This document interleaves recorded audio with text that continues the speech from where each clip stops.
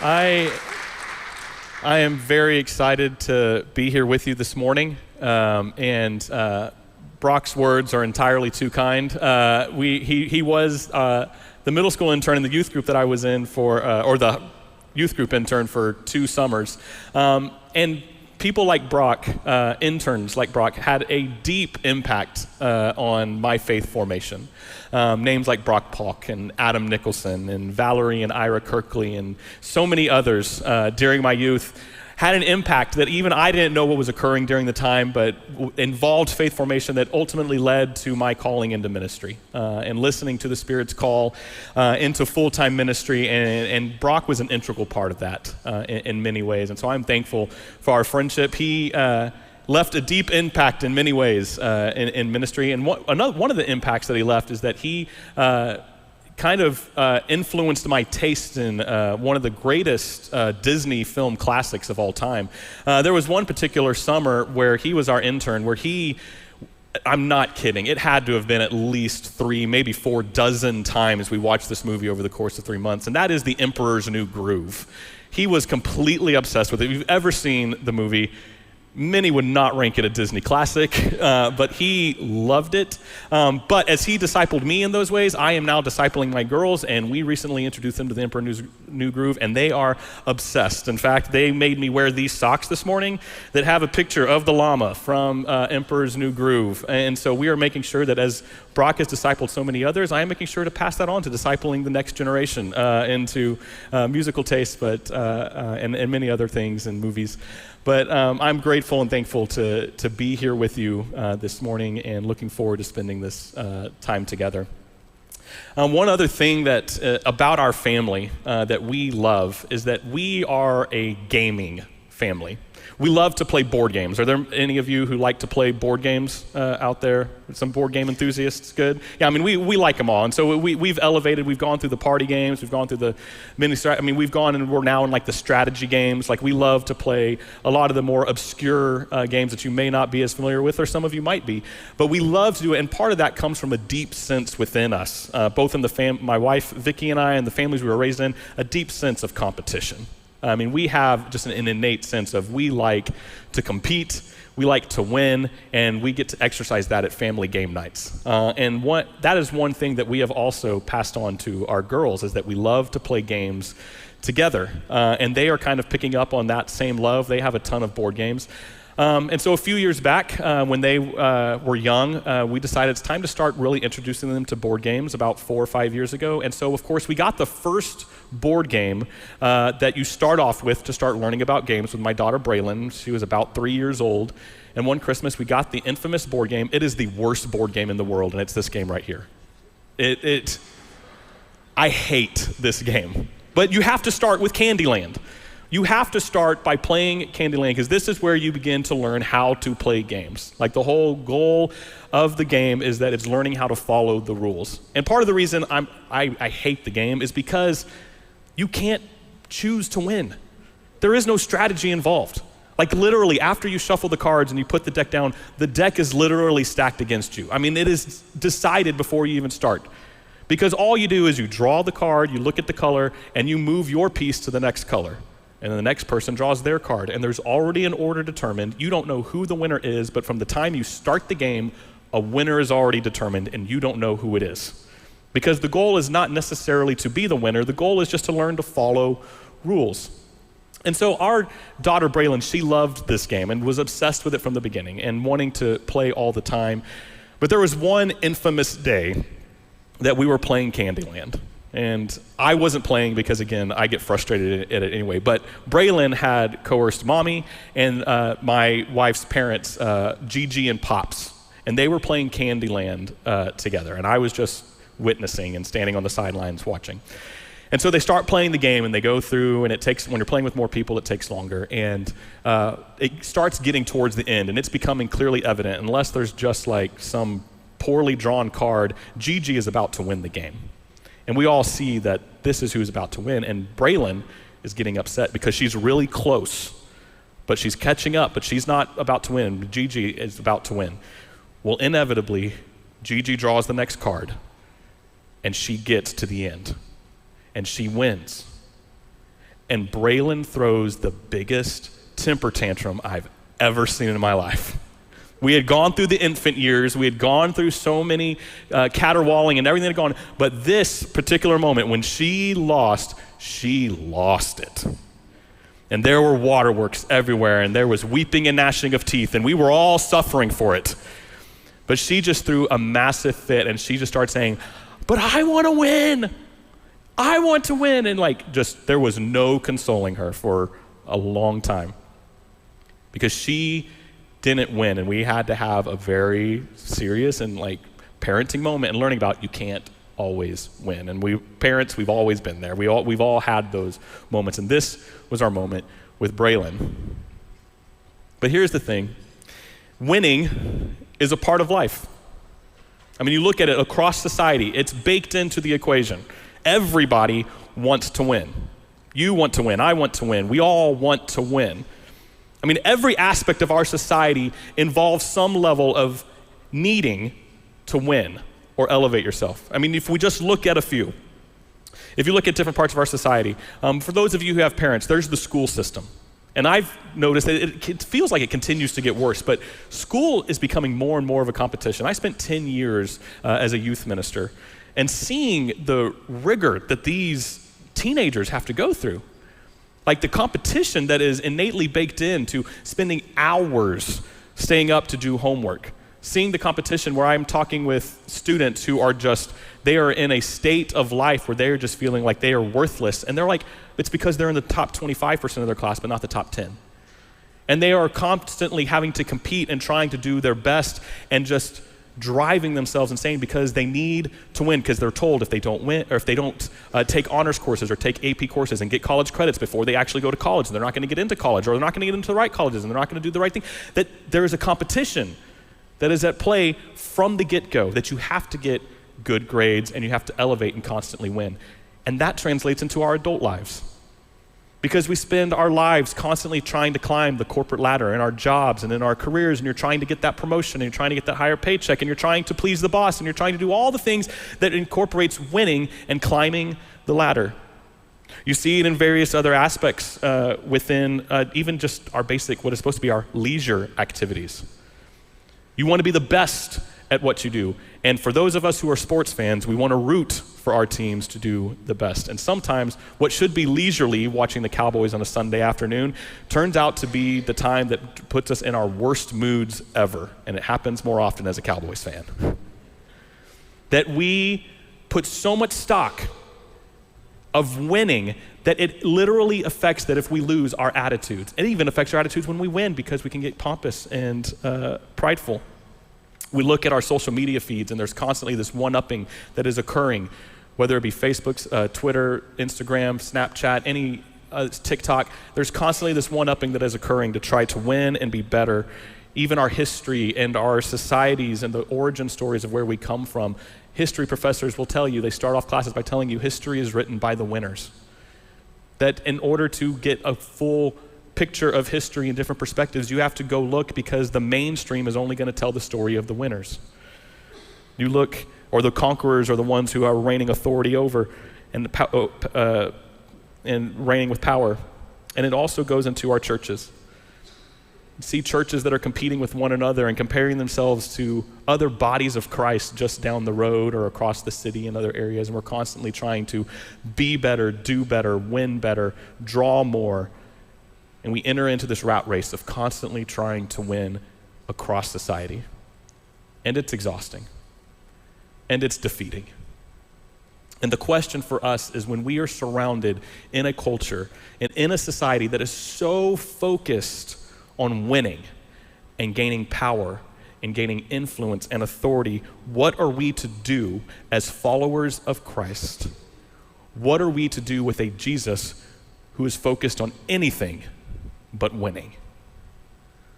What are we supposed to do when the one that we claim to follow, when you look at his life, doesn't focus on winning? At least not by the standards of this world. If you look throughout Scripture, if you look throughout the Gospels of Matthew, Mark, and Luke, and John, which tell the stories of Jesus' life here on this earth, you'll see a few phrases that Jesus uses when he's talking with his disciples and with others, where he talks about laying down your life for the sake of others. He uses phrases about lifting others up above yourself, that you were to elevate others and lower ourselves, which is the opposite of winning. He talks about that the first shall be last and the last shall be first, because he's in an upside down kingdom that's not worried about power and authority, but he is flipping the script. But that doesn't stop us from being caught in a world and a life focused on winning. So what do we do with that? This morning, I'd like to spend some time walking through a portion of Jesus' life that we see right in the middle of the Gospel of Luke. Luke is one of the gospel writers that shares the story of Jesus' life here on this earth. And we're going to be looking at Luke's account in chapters 9 and 10. And here Luke is writing, this is where in Luke's narrative, things kind of take a turn. Where up till now, Jesus has been doing miracles, he's been teaching the disciples, he's been doing miraculous deeds out in the countrysides and in different areas and with all people groups. But at this point in time, he is about to turn and start moving back towards Jerusalem, where he will ultimately die on a cross. And so up through chapter 9, Jesus is doing amazing miracles and things. He's doing healings and he's casting out demons and he is healing lives all around. And he is now at the beginning of chapter 9 sending his 12 disciples out into the field. And he sends them out to go and share the good news of Jesus, to share the good news of the kingdom of heaven having come on earth. And he sends them out with power and to do miraculous deeds. And so they go out and then they come back. And when they come back, they have these amazing stories of Jesus, that when we shared your name, demons came out of people. People who were sick and had been sick for all their lives were healed. And the disciples, they were excited. They were proud of all that was going on, and they were excited to see the miraculous work of what Jesus is doing. But after they return and share these stories, Jesus' message, it doesn't change, but there's a new layer that's added. Because the disciples get pretty excited about what's going on. And there's even a sense of pride that you read throughout chapter 9. There's an argument that occurs not just shortly thereafter where they're arguing over who is the greatest because of who could cast out and do more and accomplish more through Jesus. They're writing, who's the greatest, Jesus? Who's going to sit at your right and left, and who's going to be better than the other? And there's one moment where one of the disciples, Peter, stands up and he says, Jesus, you are the Messiah and the one I'm ready to follow. And Jesus responds in a very dark way when the first thing he says after that declaration is made to him, he says, I am about to die. I'm about to die, which is the opposite of winning. And from here on out through the rest of Luke's message, that is going to be the message of Jesus, is marching towards his death. He shares, he says right in the middle of chapter 9 that I am marching towards my death. We then get to the very end of chapter 9 in verse 57, where we have seen the work that the disciples are doing, that they have, more people have begun coming and other disciples are beginning to follow Jesus. And there's one man who comes up and he says to Jesus as they're walking along the road, he says, I will follow you wherever you go. And Jesus gives a really odd response to him. He says, foxes have holes and birds of the air have nests, but the Son of Man has no place to lay his head. The work that the disciples have been doing is beginning to work. The message is spreading and Jesus' followers are growing. But now the first thing that Jesus says when someone says, I want to follow you, he says, well, I'm homeless. This life isn't all it's cracked. This following me thing, it's not going to be all it's cracked up to be. Yes, there are the miracles. Yes, there are the casting out of demons. There is the healing of the land and the people. But there's also a tough journey ahead. Another follower comes immediately after that, and Jesus says, you should follow me. And the man replies, okay, well, let me go bury my father first. And Jesus' reply is, let the dead bury their own dead, but you go and proclaim the kingdom of God. And then immediately after that, another follower says, I'll follow you, Lord, but first just let me go and say goodbye to my family. And Jesus says, no one puts his hand to the plow and looks back is fit for service in the kingdom of God. the things that Jesus tells them is anything but winning or glamorous. In fact, he communicates, this life that you are committing to, it's a hard one.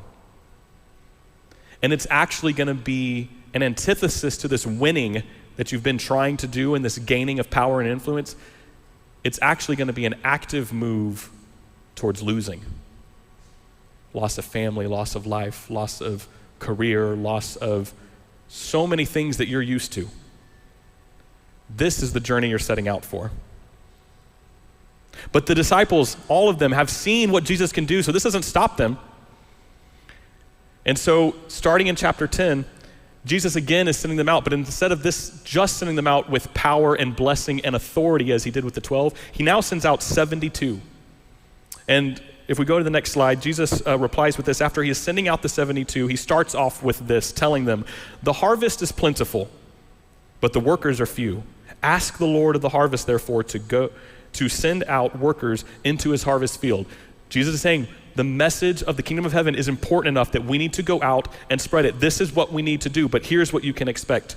Go, for I am sending you out like lambs among wolves. Do not take a purse or bag or sandals, and do not greet anyone on the road. Yes, there is an important thing to accomplish, but wait. Where you are going, I'm sending you out like lambs among wolves. You're entering a losing battle. Lambs don't defeat wolves. By the world standards, you're entering a losing fight. But you should go out and do it anyway, because it's that important. But who signs up for that? Who signs up to go out and lose? The disciples, the 72, they go out, they do amazing things, and they do healings and all these things, and they come back to Jesus, and they share, again, all the amazing things that happened. Even though Jesus said, you will be harmed, you will be rejected, there will be opportunities where you will be turned against.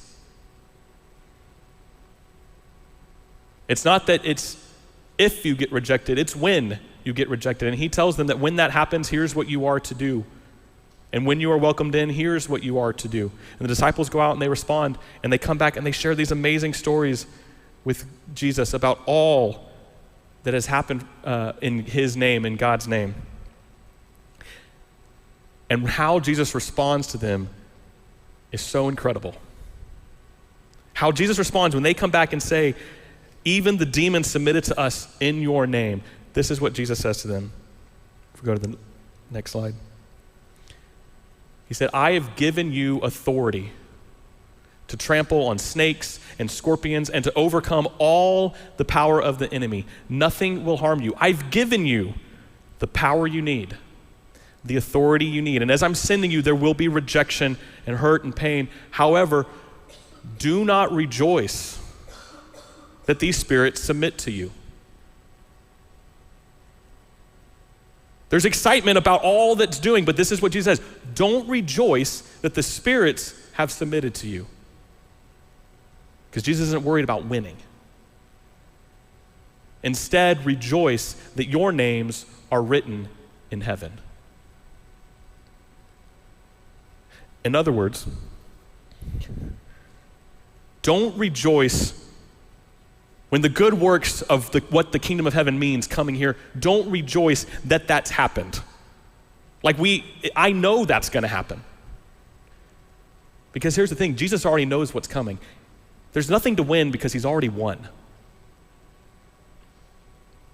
He knows that by the standards of this world, that he will lose in the sight of many. Because as he's marching towards Jerusalem, he will be beaten. He will be crucified and tortured on a cross, ultimately killed. And by all standards of how this world judges success, he will have lost. But he knows that Sunday is coming. And that through an empty tomb, when Jesus rises from the dead and leaves an empty grave and the resurrection occurs, from then on out, there is nothing left to win. because everything's already been won. Jesus knows this. The disciples aren't yet grasping this. We live on the other side of the resurrection, and we can look back on this, but even we lose sight of that. That we don't have to win anything. Jesus is saying, don't celebrate when these things happen, because I already know those things are happening, but rejoice that your name is written in heaven, and that when the kingdom of God spreads, more names are written in the kingdom of heaven. You see, Jesus isn't so much worried about you winning or me winning. He's not worried about that because he's got that covered. Jesus isn't playing this game of life the way that we get trapped in this game of life, because he's playing a completely different game altogether. Jesus isn't worried about winning. He's worried and concerned about freedom. He doesn't want you to win. He wants you to be free.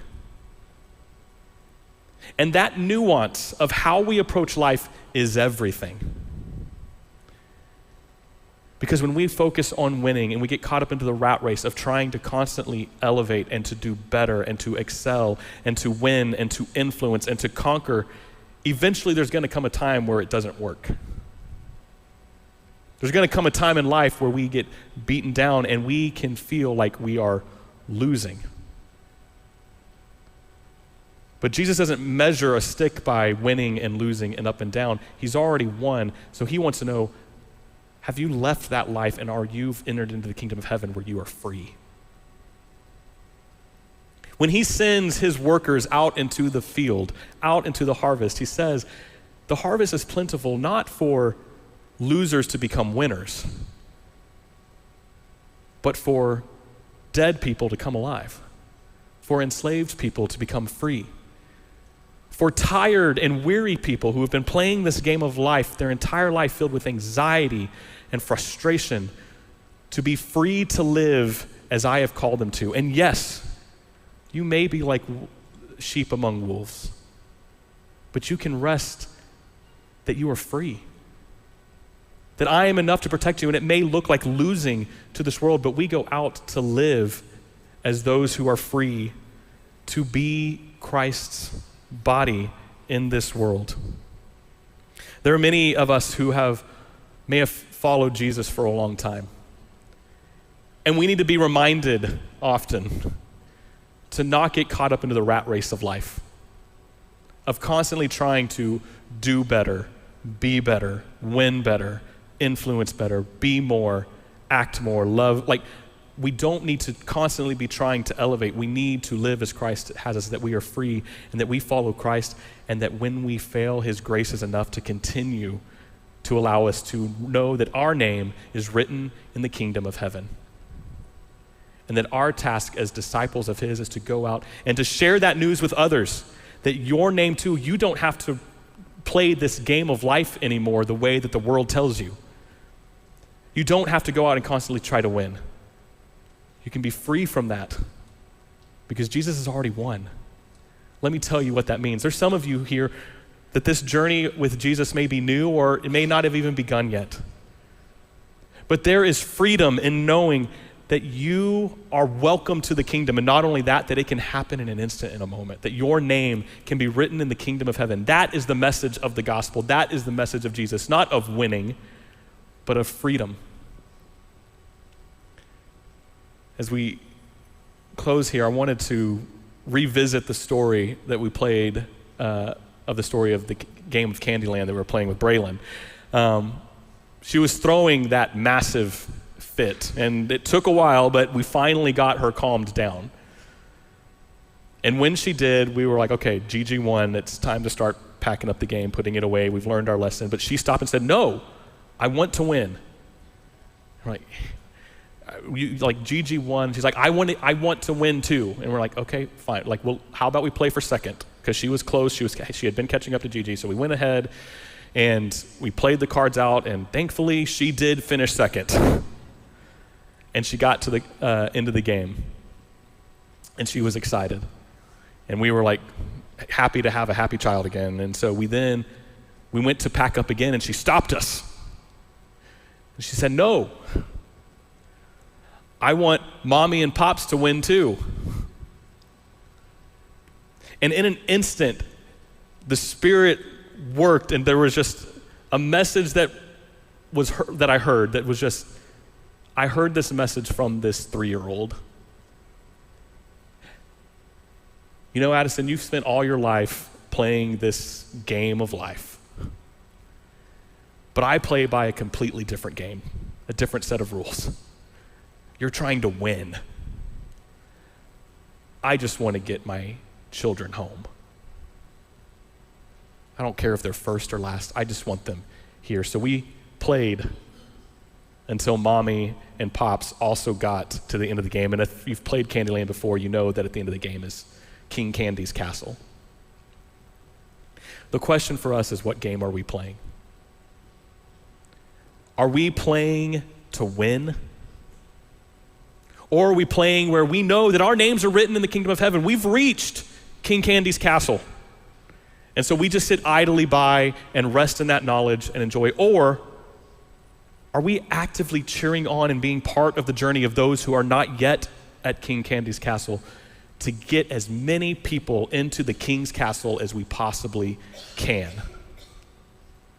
Not because we won or got there first, but because we're not playing by the rules of winning, we're playing by the rules of freedom. Jesus wants every name to be written in the book of the kingdom of heaven. And we get to be a part of that. To go out into the world and out into the harvest and share with so many that freedom is possible. You don't have to keep tiring yourselves out and being filled with anxiety and dread and destitution by trying to win in this world. But as you navigate this world, you can be free to live as Christ would have us live.